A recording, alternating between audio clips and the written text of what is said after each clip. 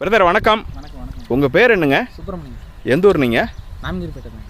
சரிங்க. இது Bullet diesel conversion பண்ணுதுங்களா? டீசல் கன்வர்ஷன் எப்போ பண்ணீங்க? பண்ணி இப்போ 6 மாதம். எவ்வளோ செலவாச்சுங்க? 180க்கு மேலே ஆயிடுச்சு. யார் மெக்கானிக்குங்க? கண்ணன்.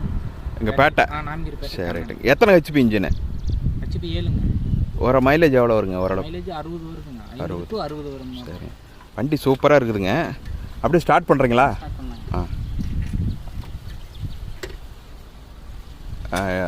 இதுங்களா செல்ஃப் ஸ்டார்ட்டுங்களா?